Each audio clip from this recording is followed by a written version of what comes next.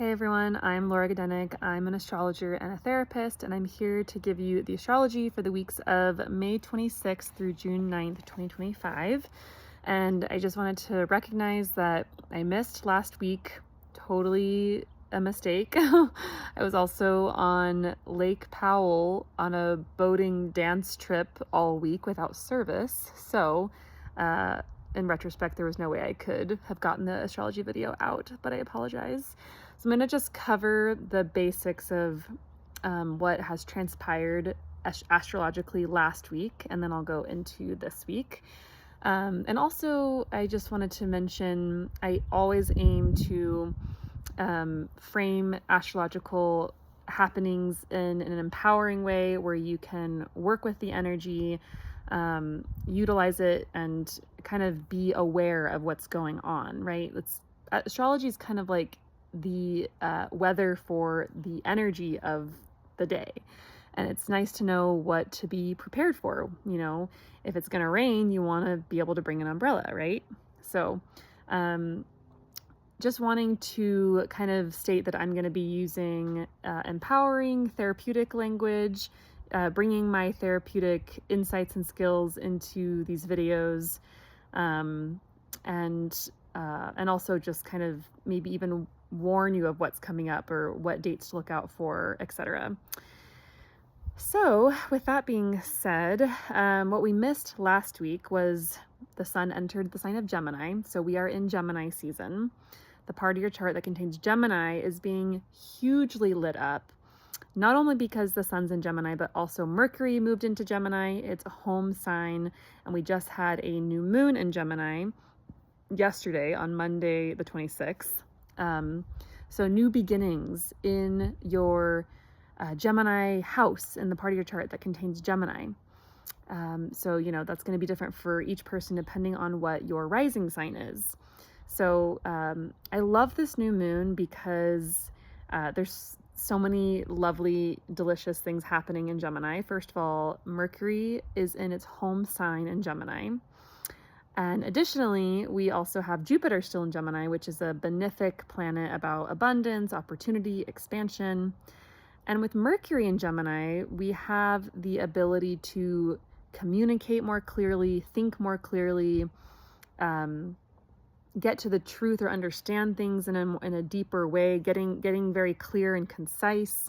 And, you know, this could be a really great time for beginnings around communication, around business ventures, because Mercury and Gemini are kind of businessy, and rule over commerce and things of that nature, collaborating with people, speaking your truth, in general, speaking, like figuring things out. If things have felt hazy or confusing or, you know, this is a very clarifying energy with Mercury in the sign of Gemini. So, so yeah, we really start off this week with a new moon in the sign of Gemini, and this is going to kind of flavor the whole month ahead, lunation. So it'll be really, really nice. And also, I wanted to mention that on Saturday, the 24th, Saturn moved into the sign of Aries for the first time in like 28, 30 years. So it doesn't happen very often. So folks, if you have Saturn and Aries in your natal chart, this is the beginning of your Saturn return, which is a very significant time in life where you get to shed what's no longer working for you and commit to what you want to work towards long term. So Saturn's going to be in Aries until September 1st. It's going to head back into Pisces for a couple months after that, and then it's going to come back into Aries officially on February 13th, 2026. So we're getting a couple months of a preview of what Saturn and Aries is all about. So take note of what is happening for you in life from now until September 1st. And it'll likely, most definitely, be around the themes of your Aries house. So whatever house that is for you in your personal birth chart, those houses are going to be experiencing Saturn. What does that mean? Well, Saturn is a planet about discipline, longevity, commitment, hard work, limits, boundaries. And it's a planet that requires us to be diligent and move very slowly, which is not like, Aries is not a sign that loves diligence or moving slowly. Aries is a Mars ruled sign which wants to go fast and go now. And so with Saturn in the sign of Aries over the next couple years, and first the next couple months, and then, once Saturn moves into Aries officially on February 13th, 2026, it'll be there for 2.5 years. This is going to be a time frame of wanting to work towards long-term goals quickly and needing to put a lot of effort and labor into these goals. It's kind of this energy of like, I can't take this any longer. I must make a change right now. So yeah, that's a big shift. Saturn into Aries, co-present with Neptune, a planet about dreams, what we long for. So, and then that's like a whole thing that we will touch on many, many times. And then on Tuesday, the 27th, which is today, Mercury made a trine to Pluto, a planet about the depths, a planet about what's beneath the surface. This brings about deeper conversations, insights, uncovering things. It's a great day for journaling, for discovering, what you really think about something or how you're feeling about something, getting to the bottom of something, researching. And then on Thursday the 29th, Mercury makes a cazimi with the sun. Well, a cazimi is when a planet comes into a conjunction with the sun.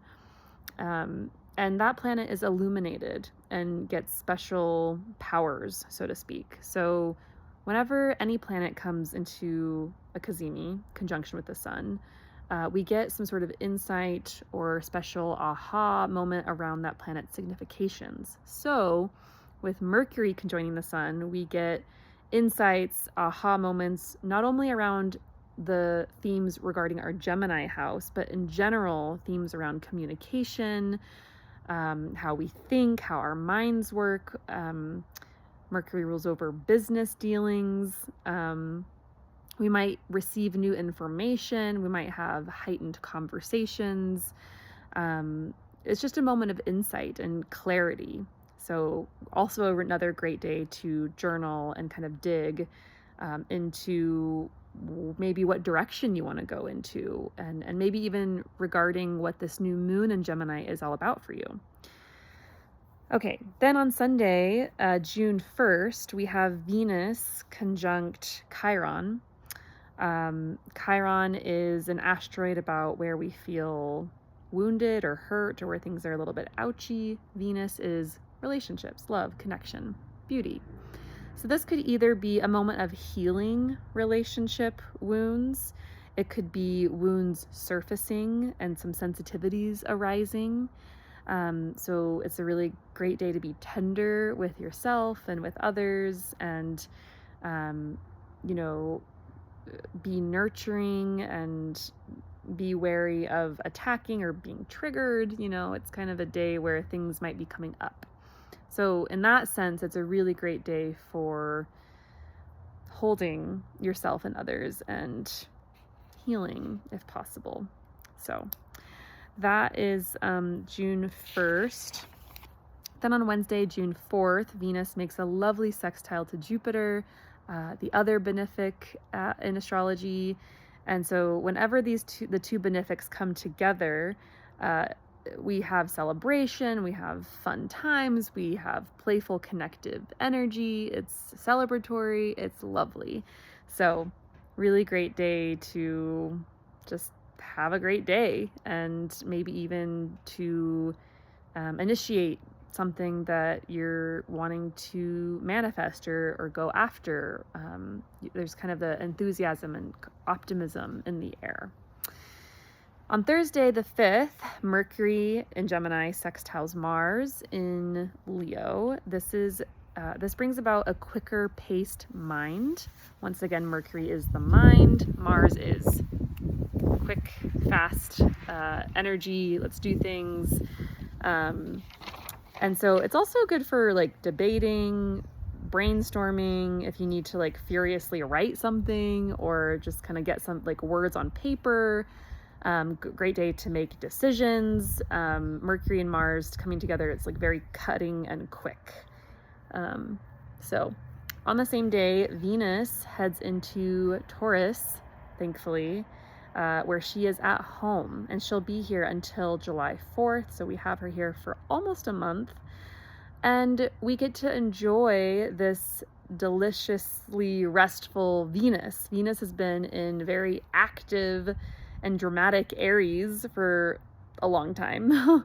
And so Venus and Taurus is like a totally different vibe. We get to enjoy ourselves more sensually, maybe more time in nature, maybe more peaceful activities, music, dance, massage, fine wine and chocolate, and just kind of there's more of a focus or emphasis on pleasures of the body and on scents and tastes and relaxation and connection. So that'll be really lovely. And of course, that'll be highlighting the part of your chart that contains Taurus, whatever house that is for you.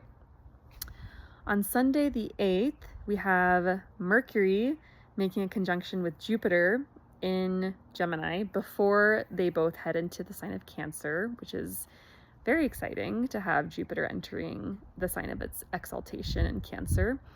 So Jupiter, once again, is a planet of wisdom, expansion, opportunity, and Mercury is the mind. So this really brings about inspired and expansive ideas and conversations, opportunities, maybe even more courage or optimism in your communications with people, maybe taking more of a risk, taking a leap of faith. And yeah, it's just really big ideas. Think big ideas, but also in Gemini, we have the ability to hone in on, okay, what do we actually need to do to accomplish this? Like, what are the steps we need to take? Let's break it down. Something that Gemini is very good at. Jupiter, not so much, but this brings together these two opposing forces of like having those big Jupiterian big ideas, but being able to execute them. So really useful. Then Mercury heads into Cancer, where our minds turn towards Cancer things: home, family, emotional well-being and expression. And of course, whatever house that is for you. And yeah, soon thereafter, Jupiter will be joining Mercury. I can't remember exactly. I think that's, yeah. I can't remember exactly what the date is that Jupiter heads into Cancer, but it's like either like the next day or the next couple days, so very soon after. So, and Jupiter is going to be in Cancer for a whole year. And once again, Jupiter in Cancer, Jupiter is in its exaltation, meaning Jupiter gets to do very Jupiterian things, such as grow, expand, make things bigger, be more abundant and generous. So we're going to have this like saving grace energy in our charts somewhere for a whole year, which is going to be amazing. So that is the astrology for the next couple weeks. Hope this was useful. I really think the next couple months are going to be, there's so much going on. I mean, there's, we just had Saturn move into Aries, Neptune just moved into Aries. We're going to have Uranus move into Gemini, Pluto's in Aquarius. There's so many shifts going on right now. And, 2025 is really kind of a preemptive year for 2026. 2026 is when bigger shifts, bigger changes are going to be underway and happening. But it's kind of like we're preparing for those bigger shifts now in 2025 and kind of making some smaller shifts or smaller changes in preparation for these, for a bigger change. And yeah, it's exciting. And, I think the next 2 months are going to be really lovely, a lovely time of 2025, given that we're in Gemini season. with Mercury in the sign of Gemini, with Jupiter there as well. And then having both Mercury and Jupiter head into Cancer, that's going to be the next, like, almost month. And so it feels like these next couple months are going to be really beautiful and connective and filled with more of a sense of expansion and peace. I mean, I know there's like a lot of shit going on in the world and war and whatnot. I don't want to discount that. So still a lot going on in America too, politically speaking. There's still so much, but I feel that Jupiter in Cancer will give us a little bit of respite somehow. I'm not sure exactly how that's going to turn out, but it's going to bring us something good. So all right, so if you're curious about how this astrology is showing up in your personal birth chart, in your personal life, I'm open for consultations. I love working with people on how to utilize the energy at the appropriate times, and when to bring out your umbrella to cover yourself and when to bask in the sunlight, right? So please reach out, and otherwise I hope you have a wonderful couple of weeks, and I'll be back soon with another update. Take care.